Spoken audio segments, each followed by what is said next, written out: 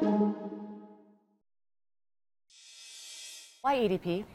I look at the stock chart, I look at the performance. Sure, it could use some improvement, but it's not a failing company. What is your interest in ADP? So what we look for are great businesses, but great businesses that over time have lost their way. And there are many examples in history, right? You think about Kodak or Polaroid, IBM, kind of similar. What happens is they reach a certain tipping point and they become complacent. And what was once a great business that had a great stock price chart becomes a dying business. We don't think ADP is on the brink of anything like that. We do think it's underperformed its potential in a very significant way. What we're doing here is we're running for the board of the company, and we're seeking to put 3 directors on the board.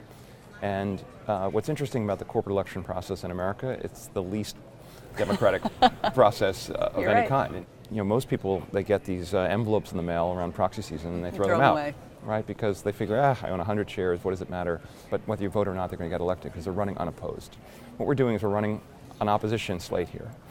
And companies don't like when you do that. What's your best guess what's going to happen? We've gotten a lot of support from shareholders. Shareholders see this as a great company, but one that is much less efficient than its competitors. A company that's very resistant to change. So this interest in investment in ADP comes at a time when people who watch Bill Ackman and Pershing Square would say, you need a win. How important is a win for you in ADP?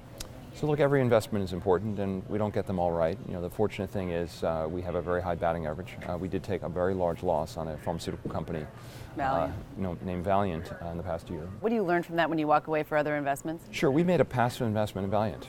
We're not a passive investor. We worked with Valiant on another transaction for a year. We built a confidence in the team. And then we just sort of, in some sense, gave them our money to manage, which is the way most investors operate, but not the way that we operate. Right. And it's just a reminder for us to stick to our core principles. Can I ask you about the market overall? Specifically, the last year has done very well. The stock market's up 25% since the president took office. Are you concerned at all about that it's overheated or that these valuations are too high?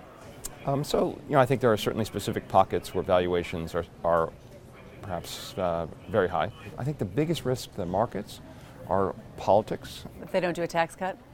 I think corporate tax reform will be a driver for the economy, and I think also for the stock market. If that fails, that will be a negative. I think there's a growing belief that that's going to happen, although I would say it's not particularly reflected in market prices yet. I think the bigger risks are kind of geopolitical. North Korea is kind of an obvious one.